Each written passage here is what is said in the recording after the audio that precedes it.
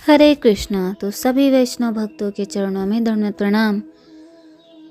वसुदेव सुतं देवं कंस चारूणमर्दनं देवकी परमानंदं कृष्णं वंदे जगत गुराम। हरे कृष्णा। तो सभी वैष्णव भक्तों के चरणों में दंडवत प्रणाम। आप सभी लोगों का स्वागत है। तो आज का जो हमारा श्लोक है वो है प्रथम अध्याय का तृतीय श्लोक, पहले फर्स्ट चैप्टर का थर्ड श्लोक, तीसरा श्लोक। तो चलते हैं हम अपनी श्लोक श्रृंखला की ओर। हरे कृष्णा। हे आचार्य, पास्येतां पाण्डुपुत्राणाम् आचार्यं महती च मां व्यूढं द्रुपदपुत्रेण तव शिष्येण धीमता।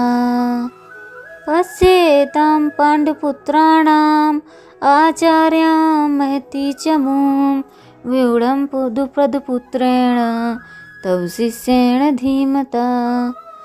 पश्येतां पाण्डुपुत्राणाम् आचार्यं महती च मां व्यूढं द्रुपदपुत्रेण तव शिष्येण धीमता।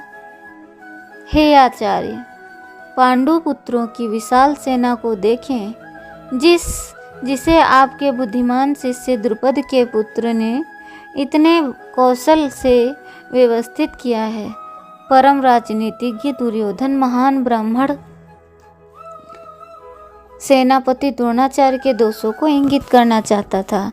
अर्जुन की पत्नी द्रौपदी के पिता राजा द्रुपद के साथ द्रोणाचार्य का कुछ राजनीतिक झगड़ा था। इस झगड़े के फलस्वरूप द्रुपद ने एक महान यज्ञ उत्पन्न किया, जिससे उसे एक ऐसा पुत्र प्राप्त होने का वरदान मिला जो द्रोणाचार्य का वध कर सके। द्रोणाचार्य इसे भली भांति जानता था किंतु जब द्रुपद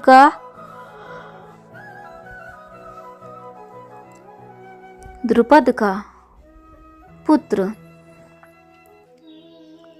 धृष्टद्युम्न युद्ध शिक्षा के लिए उसको सौंपा गया तो द्रोणाचार्य को उसे अपने सारे सैनिक रहस्य प्रदान करने में कोई झिझक नहीं हुई। अब धृष्टद्युम्न कुरुक्षेत्र की युद्ध भूमि में पांडवों का पक्ष ले रहा था और उसने द्रोणाचार्य से जो कला सीखी थी उसी के आधार पर उसने व्यूह रचना की थी। दुर्योधन ने द्रोणाचार्य की इस दुर्बलता की ओर इंगित किया, जिससे वह युद्ध में सजग रहे और समझौता ना करे। इसके द्वारा वह द्रोणाचार्य को यह भी बताना चाह रहा था कि कहीं वह अपने प्रिय शिष्य पांडवों के प्रति युद्ध में उदारता न दिखा बैठे। विशेष रूप से अर्जुन उसका अत्यंत प्रिय एवं तेजस्वी शिष्य था।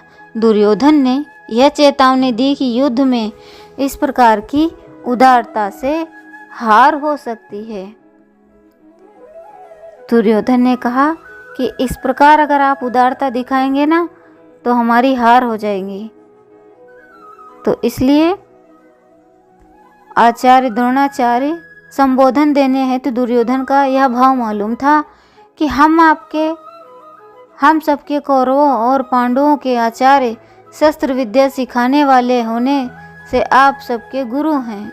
इसीलिए आपके मन में किसी का पक्ष आग्रह नहीं होना चाहिए।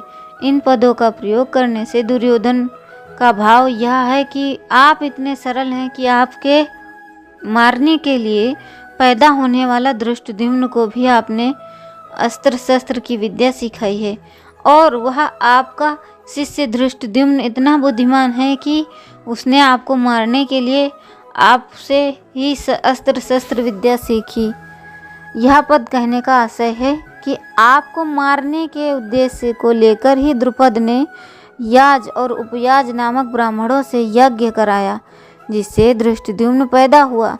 वहीं वह द्रुपद पुत्र धृष्टद्युम्न आपके सामने प्रतिपक्ष में सेनापति के रूप में खड़ा है।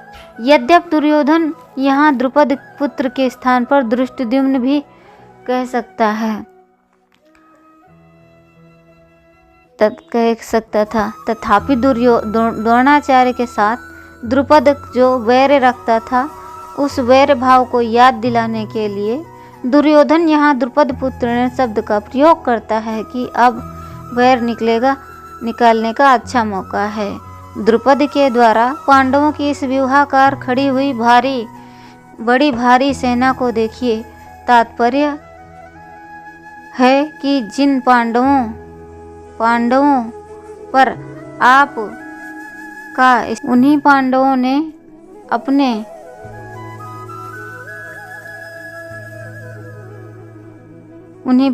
ने अपने प्रतिपक्ष में जिन पांडवों पर खास आपको मारने वाले द्रुपद पुत्र को सेनापति बनाकर व्यूह रचना करने का अधिकार दिया है।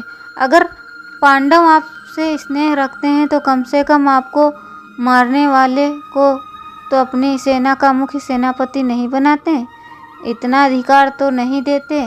परंतु सब कुछ जानते हैं हुए भी उन्होंने उसको सेनापति बनाया।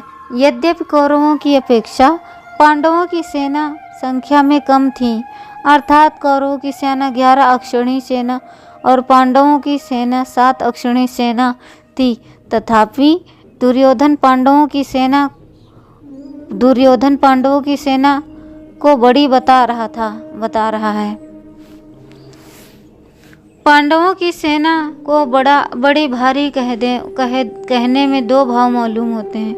नंबर 1, पांडवों की सेना ऐसे ढंग से व्यूहाकार खड़ी हुई थी जिससे दुर्योधन को थोड़ी सेना भी बहुत बड़ी दिख रही थी। नंबर 2, पांडव सेना में सबके सब युद्ध एक मत के थे। एकता के कारण पांडवों की थोड़ी सेना भी बल में उत्साह में बड़ी मालूम दे रही थी। ऐसी सेना को दिखाकर दुर्योधन द्रोणाचार्य से यह कहना चाहता है कि युद्ध करते समय आप इस सेना को सामान्य और छोटी ना समझें। आप विशेष बल लगाकर सावधानी से युद्ध करें। पांडवों का सेनापति है तो आपका शिष्य द्रुपद पुत्र ही, अतः उस पर विजय करना आपके लिए कौन सी बड़ी बात है। कहने का तात्पर्य यह है कि पांडव सेना युद्ध के लिए तैयार होकर सामने खड़ी है, अतः हम लोग इस सेना पर किस तरह से विजय कर सकते हैं, इस विषय में आपको जल्द से जल्द निर्णय लेना चाहिए।